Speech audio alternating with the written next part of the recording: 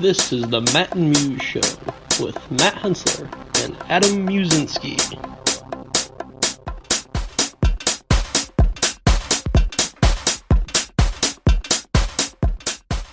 Welcome to the Matt Musz Show.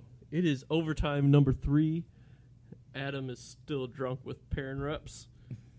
And we all know who our favorite Perrin Rep is. That's Jake Stradling. Yo. What's up? It's Tuesday, August 14th. Almost Wednesday, August 15th. Jake's in the building. He's back. Thanks for having me. Appreciate it. Thanks for coming over, dude. Yeah, absolutely. So what's up? It's fun hanging out with you. We had a little Canarchy event tonight. Yes, we did. Little Apple Mountain did all 3 breweries that are represented in Michigan at this point.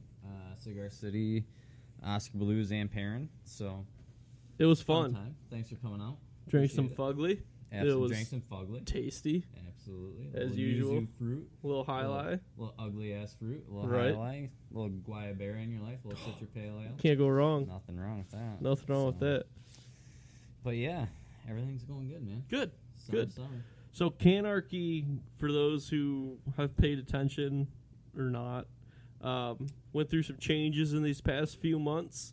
You want to touch on those? Yeah, absolutely. So obviously we've been Canarchy, since 2016, but it's basically taken on Cigar City, Oscar Blues, Perrin, Wasatch, and Squatters. But as of the past about month and a half, we brought on another 2 acquisitions into the Canarchy portfolio, which includes Deep Elm, which is out of Dallas, Texas, and 3 Weavers, which is out of Inglewood, California, which is in like L.A. Nice. County. So and Deep Elm sells a hell of a lot of beer in not a large territory. Am I right? Crazy amount of beer. Yeah. So they did in 2017 about 45,000 barrels of beer.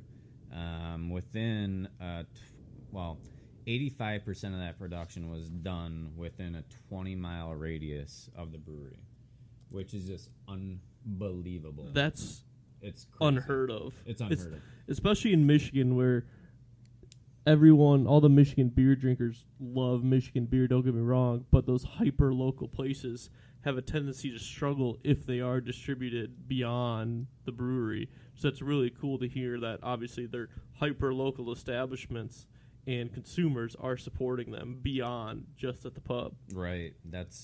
It's crazy because there's not a ton of loyalty to any like Michigan brand per se. I mean, yeah, you have your Bells, your Founders, your Shorts, your Perrin, obviously, like the bigger, top 10 breweries in the state of Michigan that people follow. But I mean, to have a 45,000 barrel brewery that 85% of it's done within 20-mile radius, it's just unbelievable. So, just to put it in, retrospect for some people too that are listening, I mean, you take Shorts Brewery, they did 48,000 barrels last year. You see Shorts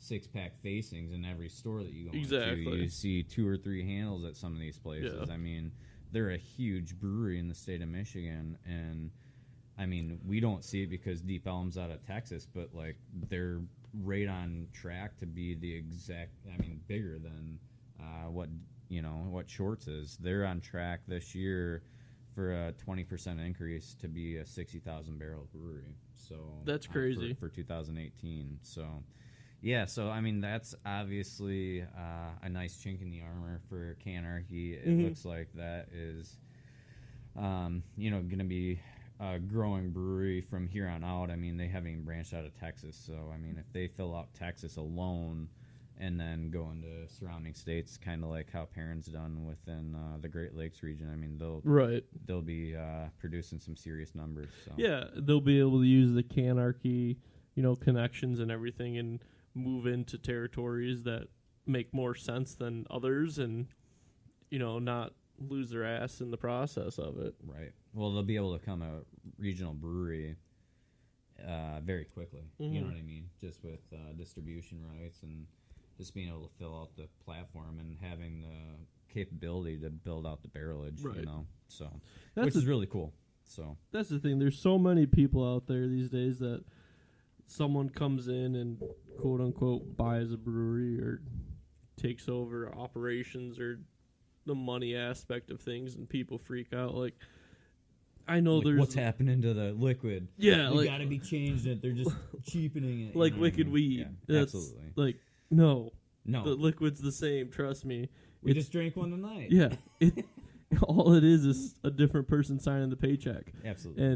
And people need to realize, oh yeah, as much as AB goes and buys stuff and Labatt and Heineken hides it as Lagunitas and whatnot, it's still the same liquid 95% of the time. Yeah, absolutely. So chill out. It's okay. Support the craft breweries. If you owned a business, this is how I put it in perspective. If you owned a business and someone said they came in, like say you own a party store, okay? Meijer comes in. Meijer, for those listening, is like a big grocery chain in the Midwest. Says, hey, I'm going to give you $500 million, so $500 million for your store. You can do everything the same. I'm going to take a percentage of the profits. I'm going to own 20%, and I'll take care of all your pays and all that other stuff. Don't you take it? I mean, you're stupid not to. At the end of the day, that you're definitely stupid not to. It's a tough situation, right? Though, because the craft beer segment is very much about craft beer, right? And they don't want anything to change in that market. They don't like to see macro breweries buying out craft breweries. No, not at all. That's the only hard part that they have is AB buying out these craft breweries. But it doesn't mean that it changes their identity. Okay? No. So they still have the Funkatorium at Wicked Weed. They're still doing their badass sour program, which is amazing. I mean, they're still doing what they're true to roots to do. Right. So you still have that identity within yourself, but you did sell out your business to a bigger company. Right. Where that's where Canarchy is different. I mean, and that I know we talked about it last time, but that's where Canarchy separates itself from being that. It wasn't a buyout per se. They are in basically a group of like-minded craft breweries that brew canned beer, and they are on a platform to where they just share ingredients, share product, share, they can brew a recipe and Brevard. John Stewart just went down to North Carolina to brew a batch of our black ale. You know what I mean? Just to make sure that everything's spot on down there for the brewing process.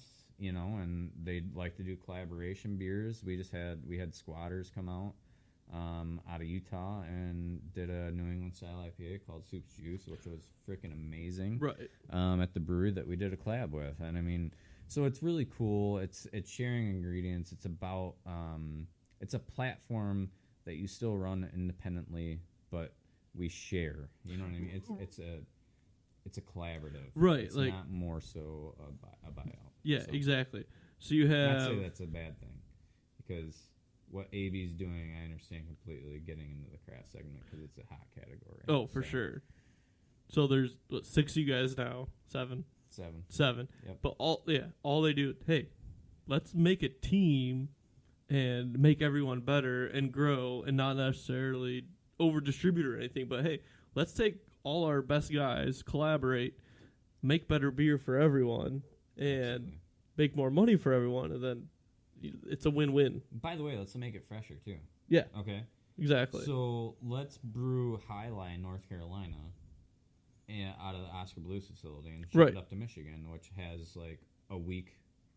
You know what I mean? Yeah, the turnaround is a lot quicker, much quicker than coming from. I mean, it's a no-brainer. It's a awesome platform that they have set up at this point in time. So I'll go to Three Weavers a little bit. Went on a little tangent there with Deep Elm.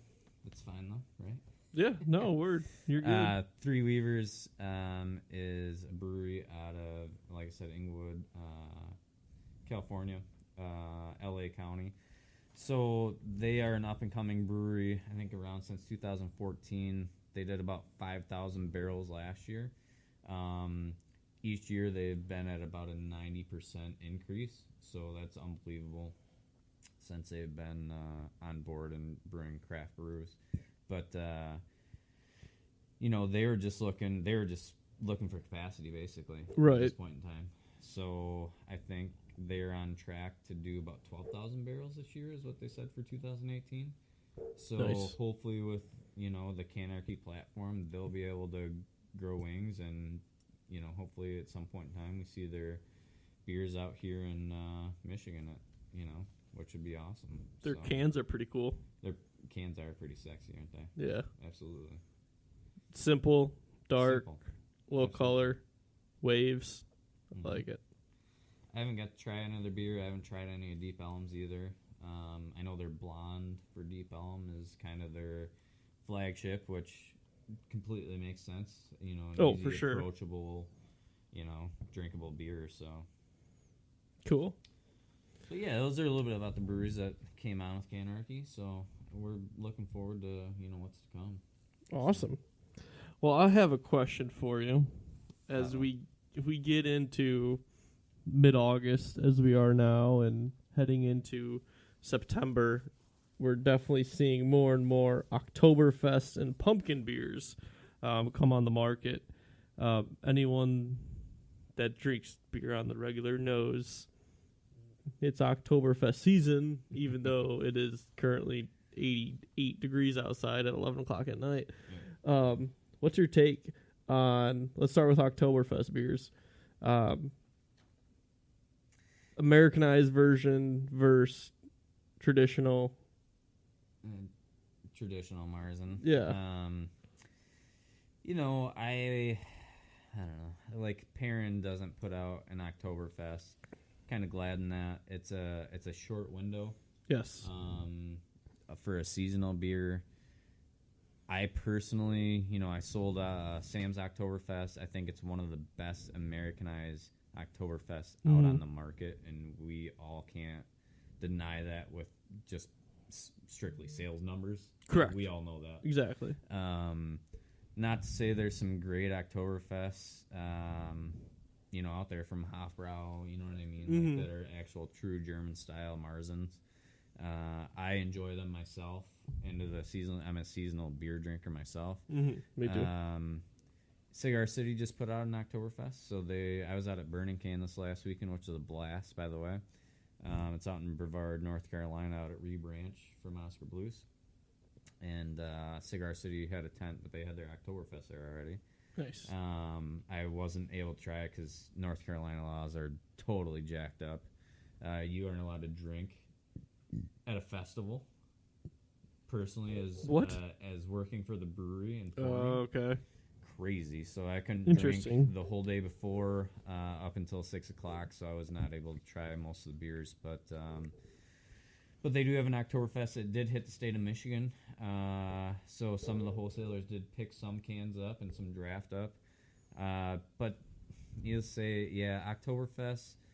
Here today, gone tomorrow. Yeah. I think there's so many good ones out there that people tend to just go towards those ones, and then go towards those European ones as well that they already know.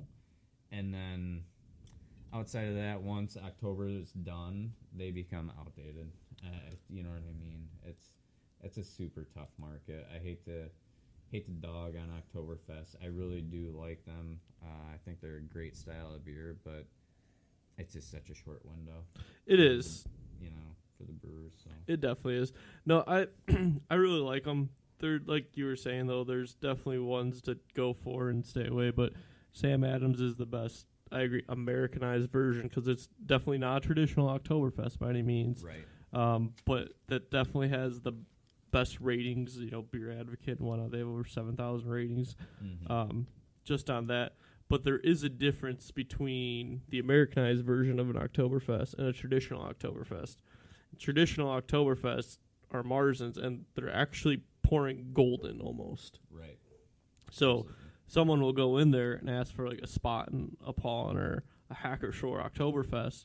Because they're traditionally Oktoberfest beers, they're going to pour lighter in color. So don't be afraid of them by any means. You still get all the flavor of what an Oktoberfest should taste like.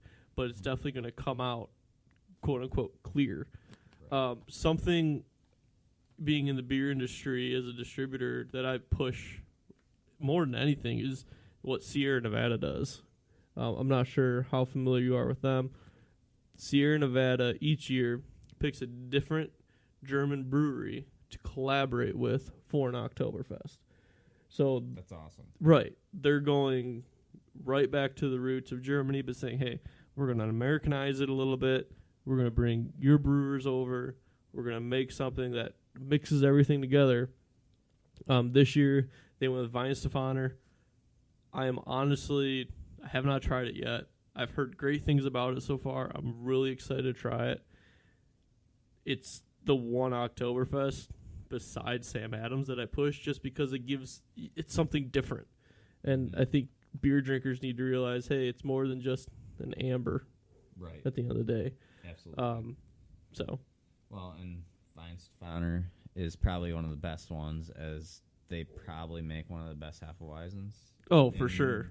Weihenstephaner Hefe is amazing, and I'm not a Hefe drinker. Absolutely amazing. So what better brewery could you line up with than that? Mm-hmm. But I and that goes back to the roots of what a traditional Marzen is, and what they, what I mean. Germans, obviously, I mean, the Oktoberfest is literally their, their holiday. Right. I mean, it's a huge holiday for them, so only makes sense. Mm-hmm. I'm going to put you on the spot right now.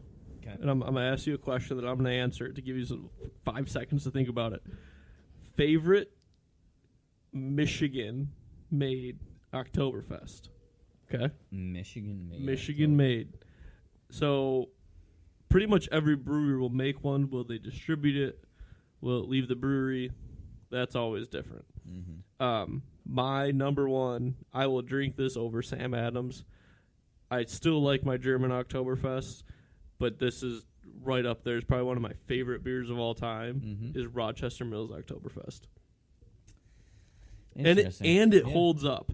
It holds up for 8 months if you want to. There's not many beers that do, but that is definitely one that does.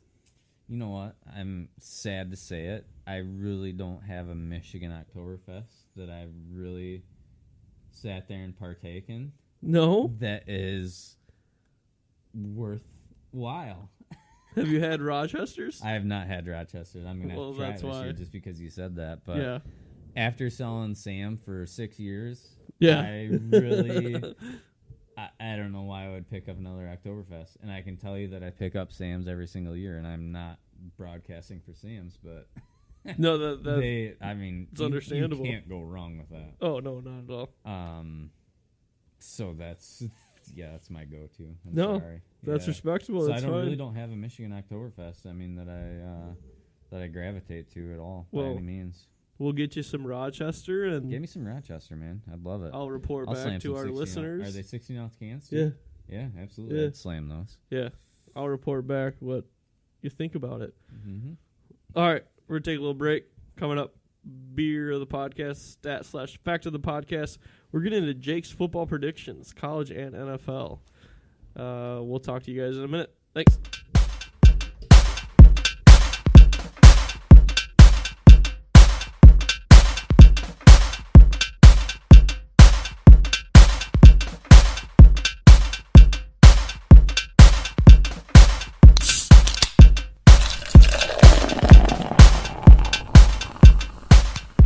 Oh, yes.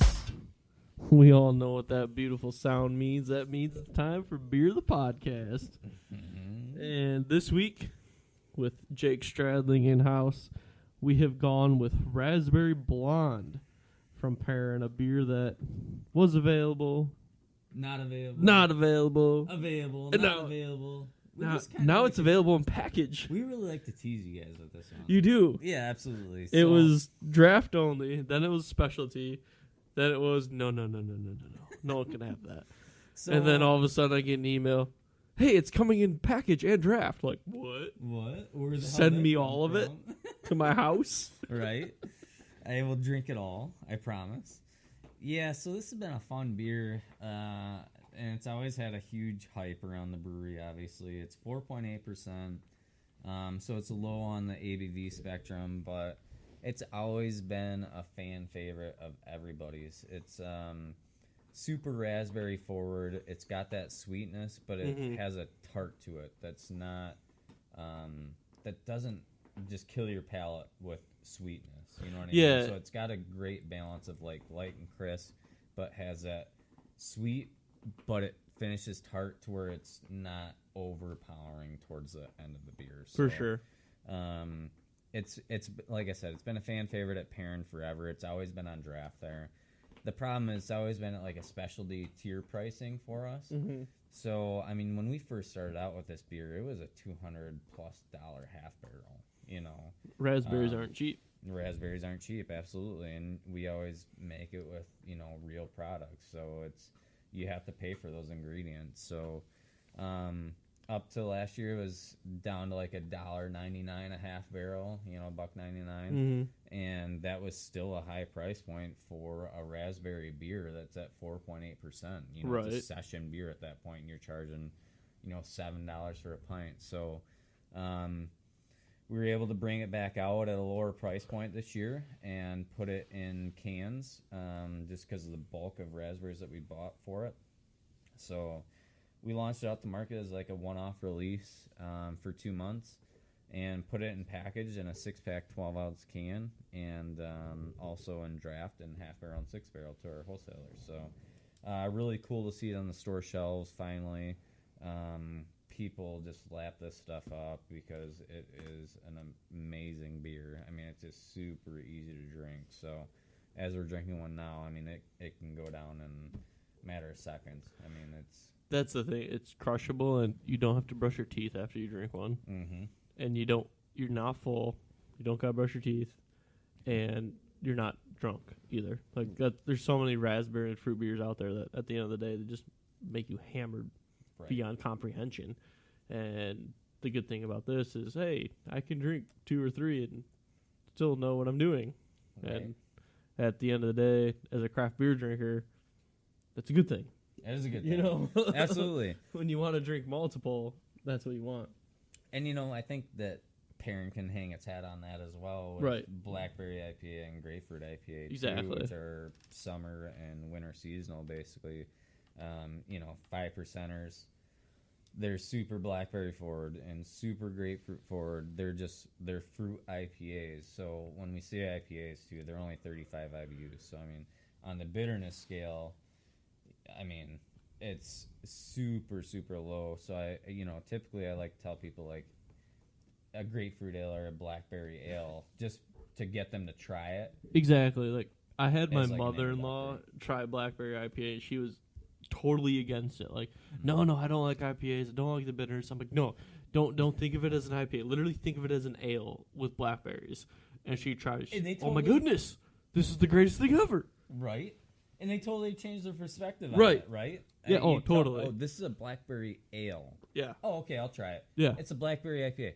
No, I don't like IPAs. Right. It's crazy to me. I mean, I understand that. If you don't like IPAs, you don't like IPAs. But the reason that you don't like IPAs is because you've had hot bombs that are so bitter. Exactly. And they're probably 75 plus IBU that your tongue just literally, and the mouthfeel, it's just like crazy explosion in your mouth. Exactly.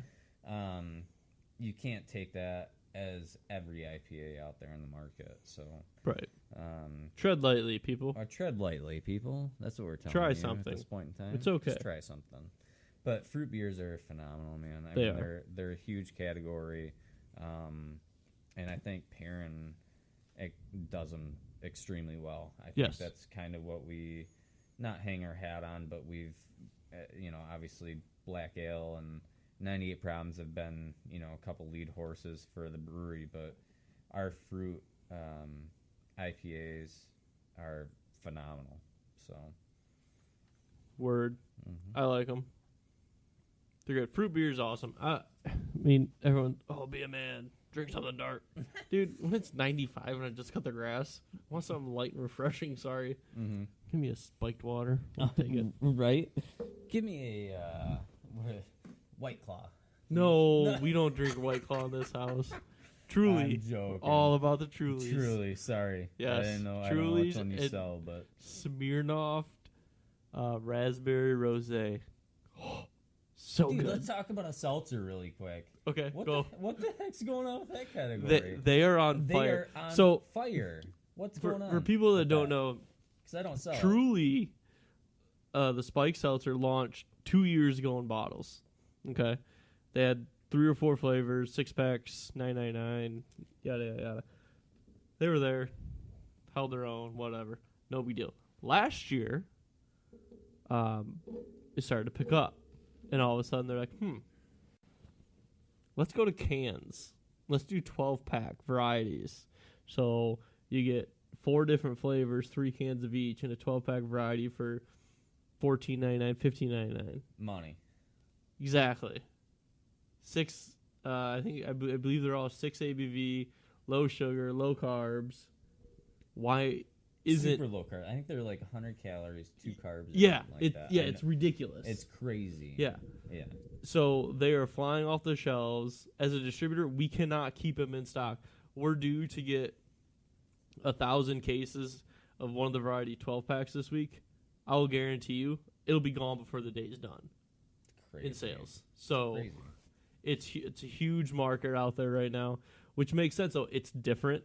It's still a respectable ABV where it's not like you have to drink 12 to feel anything. Mm-hmm. So you're still going to be able to, oh, hey, it's ABV is a beer. You can still drink it. Right. And it's refreshing. It's different. It's fruity. You got to go with it. Take my man card. I don't care. They're good. Think about grapefruit IPA for us. That's our summer crushing beer. It's 5%. Exactly. That if you drink 3 pints in a sitting, and you drink them like we drink beer. They just you have a drinking momentum. You know what I mean? Like it's so if you drink 3 or 4 of those, I mean you're gonna feel the exact same effect as what you did a grapefruit IPA. Exactly. It's crazy. Exactly. Crazy. And it's spiked water. So smooth. Yes. It's unbelievable. I don't care. There's no Michigan company that's jumped on board with that, though. No Michigan brewery has made a seltzer, has there? The only quote-unquote craft company has been Boston Beer. The makers of Sam Adams, they make Twisted Tea and Angry Orchard and now Truly. But yeah, no one else. AB has theirs, Miller has theirs, and White Claw. Smirnoff has theirs. They're all selling. There's a lot of different flavors off. I don't see too many duplicate flavors between all the companies. I think that's what helps. Mm-hmm. But as a homer of Boston beer, I'll definitely drink Truly's. Yeah. Do you guys call that a FMB, like a flavored malt beverage, or is it its own category at this point? Right now, it's its own category. Okay. I can see that changing as trends change and numbers even out and everything. Right. But right now, it's still the spiked seltzer category. Do you think there's a place in the market for a Michigan seltzer? Yeah, why not? Draft? Yeah. Really? If you can come... I was joking with the Boston Beer up the other day. I want Truly Wild Berry on draft. 6 barrels right now. Price point, doesn't matter. Not overpriced, but knowing their can price, it won't matter. Right. It'll be in that general It'd be where wheelhouse. I'd want it to be, in the 60s, 70s range. Right. I'd sell it. It'd be on tap at every bar. And honestly, it'd probably outsell Miller Lite. That's crazy. It's a hot category. It is a hot You got to category, get behind right? it. I know it. I'll take it and run. I've had conversations with my management about it even. I think that it's a category that's not going anywhere. No, not at all. I know that pop category with Henry's and that Not came Your Fathers and all that stuff, it was here today, gone tomorrow. Okay, so it was hot for one summer. So all of a sudden, wholesalers are sitting with cases upon cases on their floor. Oh, for sure. You know what I mean? I understand that whole platform, but this has proven, track record of LaCroix. how well it's doing. LaCroix sales crazy. are huge. Melanie came home today. I bought a 12-pack LaCroix. cool. I have It's health conscious though. Yeah, I have right? 6 other bottles of flavored water downstairs as well. But it's in a can. It's portable. I can take it on the boat. I can take it to the golf course. I can take it to the beach. I think that's what helps. And the way everyone's moving, health conscious, and on the move, and beaches and boats and summertime, Recreation, period. Exactly. That's recreation. Hey, you look Why at not? look at the Truly commercials. It's I'm running, and now I'm going to have a Truly out of a can, and I'm going to keep running because it's 3 carbs or whatever it is. Like, it's stupid. It's great marketing. I mean, Oh, what for is it? sure. 95% of beer is strictly water. Yeah. But there's a ton of carbs in beer, obviously. At this Exactly. point in time. But these seltzers are 2 grams. Exactly. You know, it's crazy. But I think if a Michigan company comes out with a seltzer, watch out. I think it could be a next explosion. This was already a game And I'm changer. Not trying to say that. I hope we beat everybody to the punch on it. If a Michigan brewery comes out with a spike seltzer, I'm pre-ordering right now. I want 3 trucks. Day 1. Right.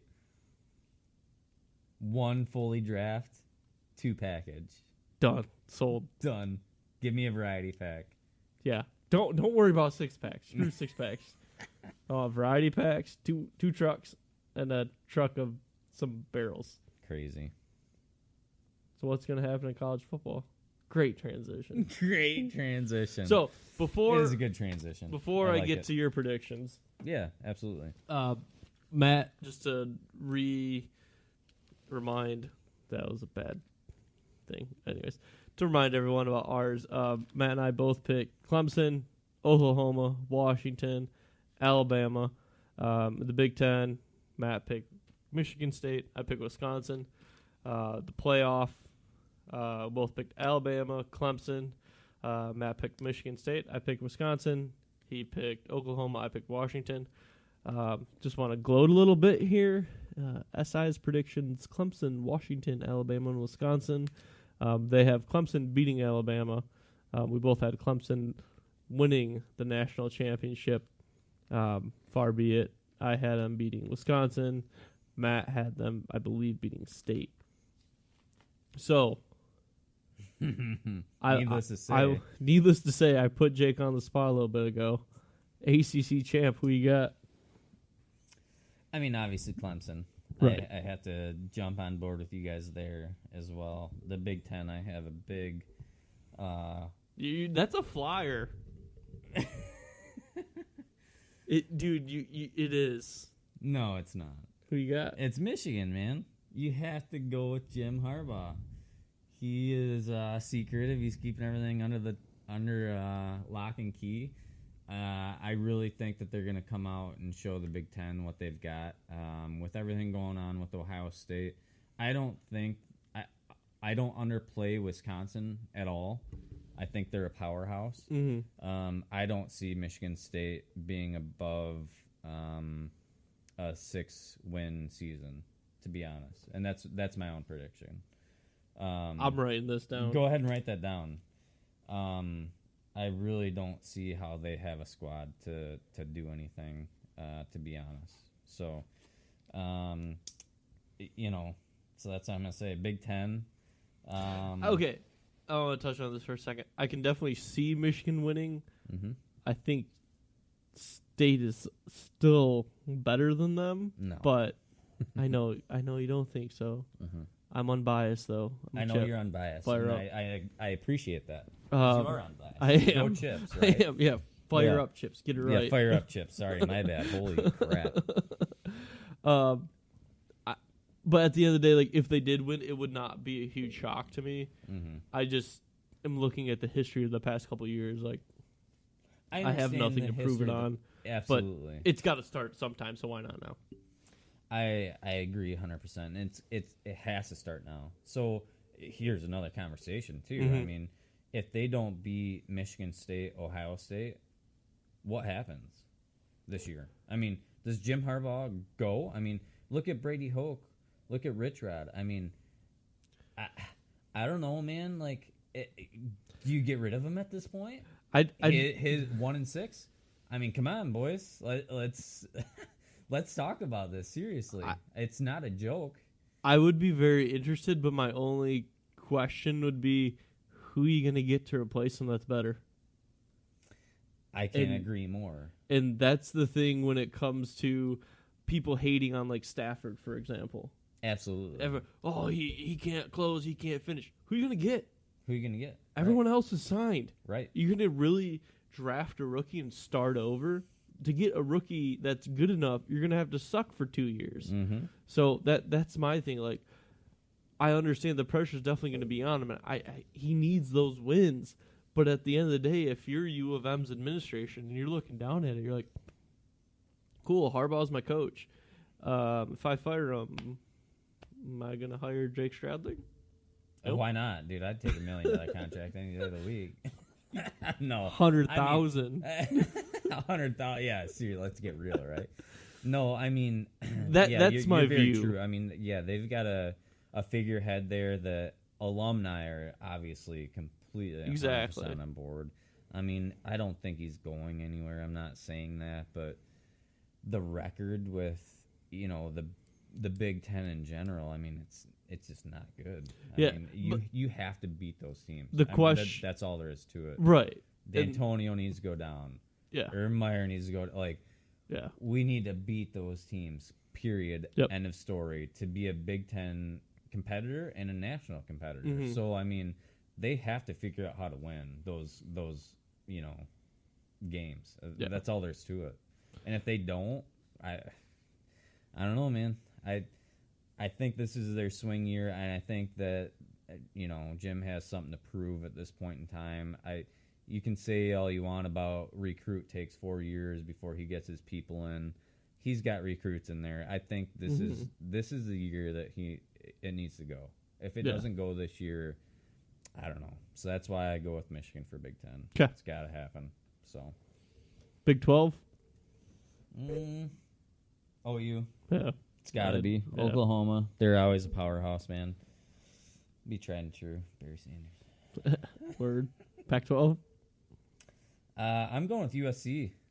Good pick. You guys both went with Washington, but I'm going with USC. Always a powerhouse. I like it.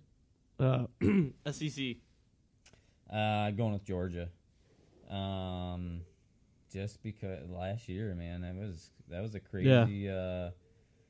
SEC was tough, obviously, but I think Georgia's going to pull it out this year. I'd like to see Alabama not in that top 4 category this year. I would love nothing more but to see that frickin' A not in that top 4. Period. I would too. The reason I kind of did what I did. You can't count them out. Right. You look at the odds. I know. They have 2 Heisman contenders competing for quarterback right now. Like, I know. I'm going total off the board, but I want to see Georgia. No, put a play in. That works. Who's your champ? Champ.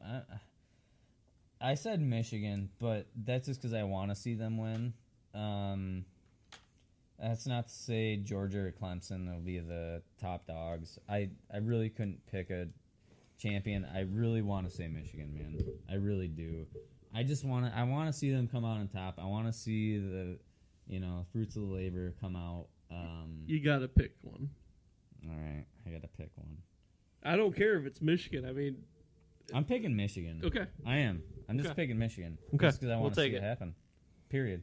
We don't know. We don't know what's going to happen. That's just it. I just want to see Michigan. Lions could win the Super Bowl. We don't know. Could. Dude, they've got such a good squad. I mean, I don't even want to talk about it, but do they? I mean, honestly, anything can happen. Lions are not bad. Yeah, the rest of the league could dissolve. Crew. I mean, Stafford is an amazing quarterback. Look at his numbers are crazy. They really are. Oh no, I don't know, man. Dude, I'm the biggest Lions fan. I know. I know you are, but Realistically, it just doesn't make any sense, right? Exactly, that's it. Realistically, it doesn't make sense. I know. Our NFL preview show is coming at you guys in less than a week. Get ready. Here comes your stat/fact of the podcast that has absolutely nothing to do with football. That's a good thing. Yeah. We'll be back at football in a minute. That doesn't even start for, another month? Like 2.5 weeks. But still, it's fun to talk about. By winning the PGA Championship with 16 under par, Brooks Koepka became the third player with multiple major victories at 15 under or better. The only other two golfers to accomplish this feat, Tiger Woods, Hall of Famer, with 6, and Rory McIlroy with 3, another future Hall of Famer. With his championship win, PGA Championship win, Brooks Koepka joined Tiger Woods, Phil Mickelson, and Jordan Spieth as the only active Americans on the PGA Tour with 3 or more major wins. Koepka also finished the weekend with a score of 264, which is the new PGA Championship scoring record. Needless to say, he shot very low. Tiger, another low score, finished Sunday with a 64, his lowest score on a Sunday in his entire major career. Bam. So many stats. 130 on the final 36 holes is the best in PGA Championship history. And he still lost. That just proves how well Koepka played. Right. I mean, we talked about Tiger a little bit earlier, though, man. Nothing more would satisfy me than to see Tiger make a comeback at the match. You know what I mean? Anywhere in the PGA, I would love to see him come back. Me too. And make a run and break every record out there just to prove he's a human being, man. Mm-hmm. He made mistakes just like anybody else does in their entire life, and I would love nothing more than all the haters to see him break every single record and him to win some more majors, man. And I think that he's obviously one of, if not the best player to play the game, but obviously one of the best to play the game, period. And you cannot deny that. Easily say top 3. Absolutely. I mean, without argument. You can argue beyond there. But yeah, no, I agree. I do think, I believe he's going to win another major. When he does, to all the other golfers out there, be very afraid. I mean, the look in his eye on Sunday was intense. Mm-hmm. So I think it's just going to take one win. It's going to click. And then it's going to come right back. Yeah. And watch out, because here it comes. However, in the meantime, if for some reason there's an injury or something, I think at that point it's a career, it's done, it's over. Mm-hmm. I don't know if he can come back from that again. He's already had a shoulder injury, right? Yeah, shoulders, back.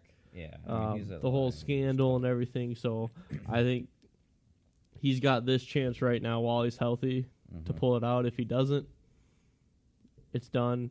If he does, great.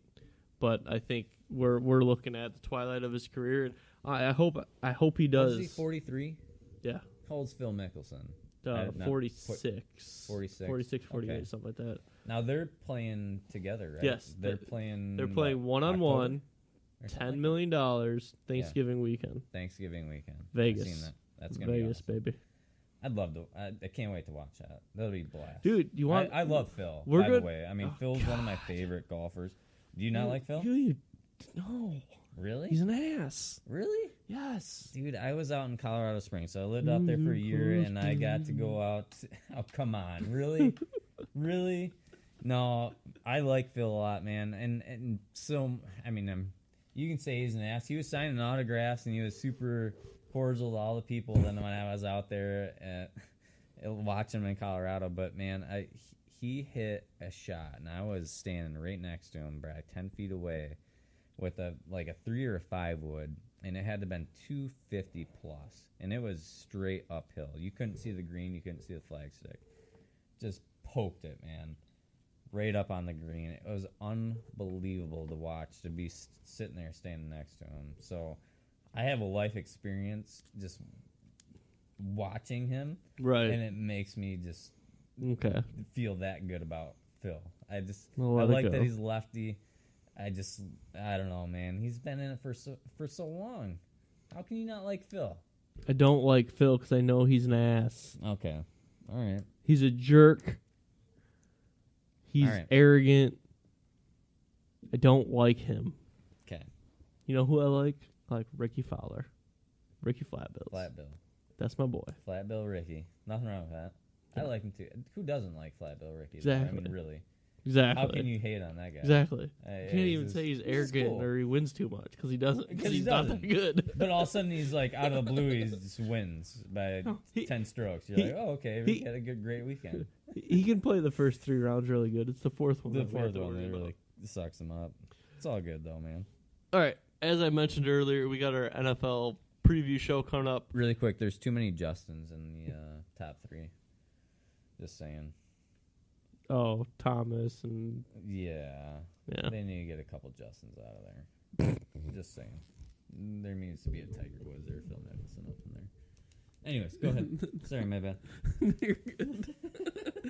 You're fine. No, so our NFL preview show's coming up next. That'll be next week. But first we have Jake's NFL preview. So your first insight into what the NFL is going to be like this year. So, do you have your predictions too? Nope. My predictions come later. Really? Yep. So you're putting me on the spot. I'm putting you on the spot, man. That's a bunch of shit.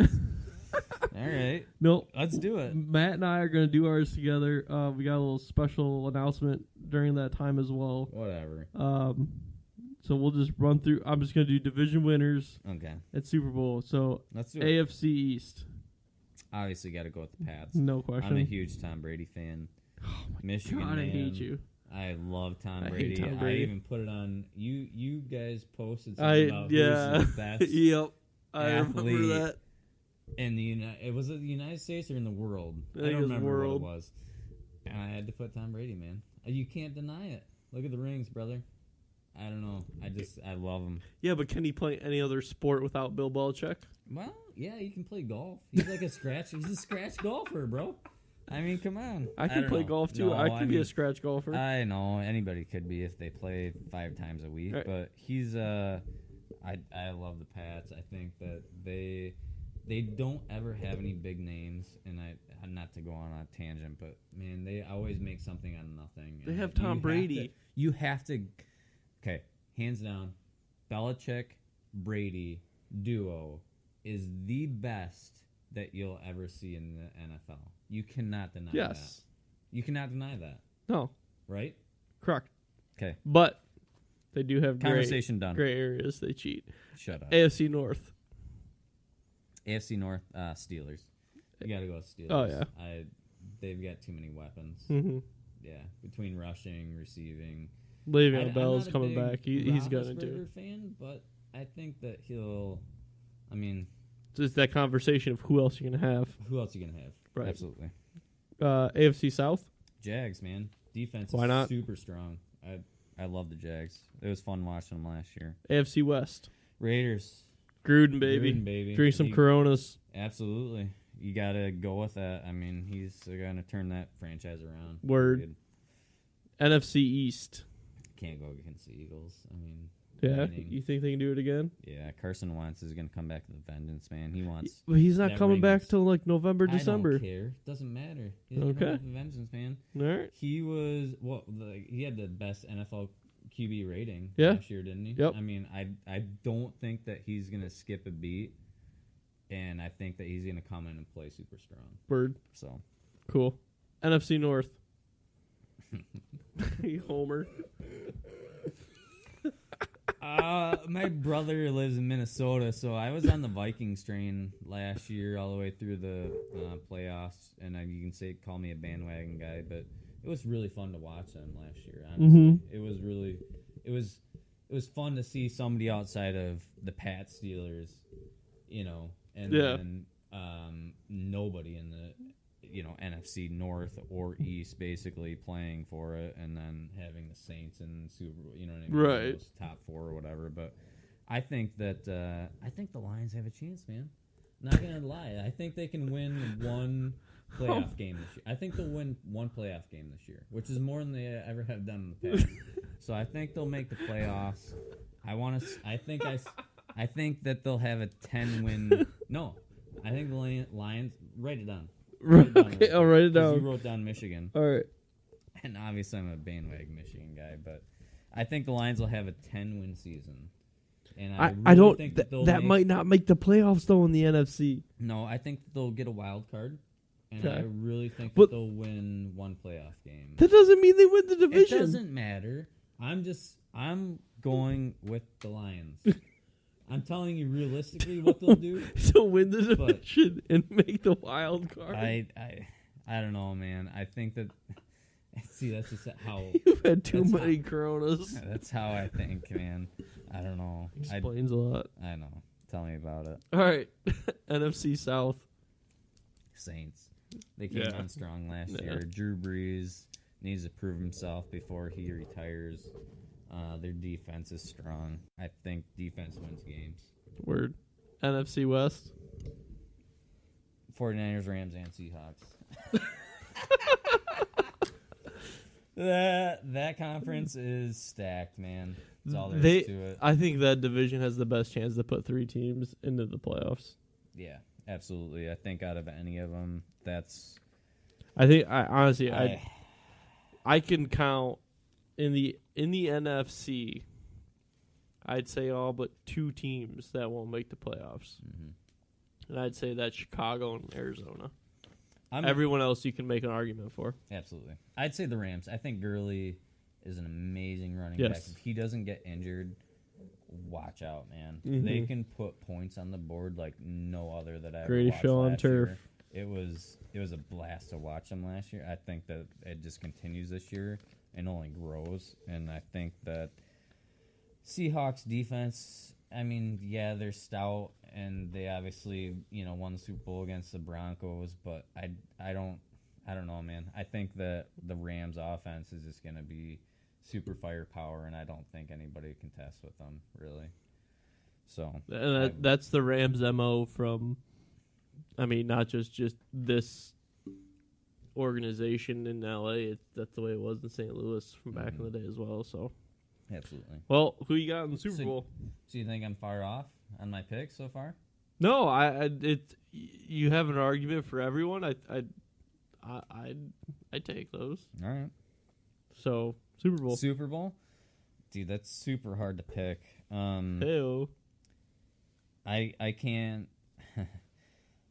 As much as I want to say the Pats won't be there, I have to say that the Pats will be there just because.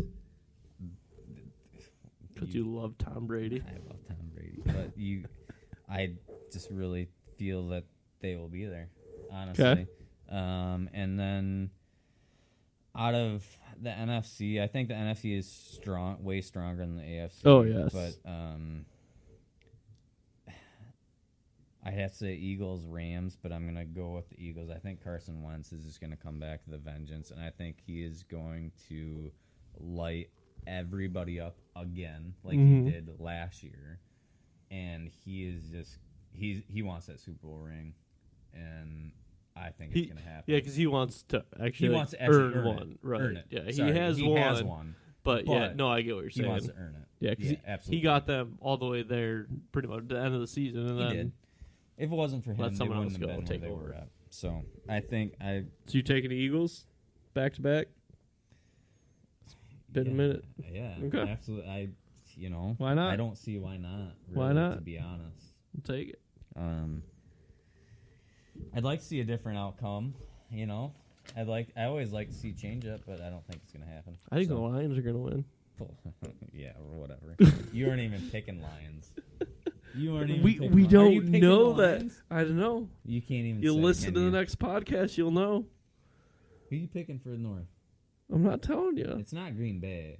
I'm not telling you. Rodgers is picking bones right now. I'm not telling you. They can't make it. Maybe I'm picking Chicago. The Chicago Bears, come on, dude. They're getting better. They're getting better. Yeah. They're not good, but they're getting better. Hey, they're getting better. You don't know. Vikings are good. Kirk Cousins, you really think he can win the division? I don't think so. That's why I go with the Lions. There you go. But they're not bad. Their defense is good. Their defense They got is a great running game. They have a great McKinnon's receiver. gone now, though, right? He is. So he's hurt hurt to the too. 49ers, which makes a. We got NFC Delvin stronger Cook, down man. there. I know Ooh, they got Cook. He's baby. amazing. I don't know. We'll see. We'll see. Diggs. Hell of a receiver. I don't know. We'll see. You'll hear our We'll see what predictions next week. Mm-hmm. You can always reach us by email at mattmuse@gmail.com. Call or text 989-372-1391 against 989-372-1391, or on Facebook, Instagram, and Twitter at Matt Musz. You can also find us at mattandmuse.com. Always reach out to us. Thanks for hanging out, dude. Thank you. I always appreciate it. I'm holding you to these predictions, and I'll revisit them at the end of the season. How much money is on it? We'll talk about that off the air.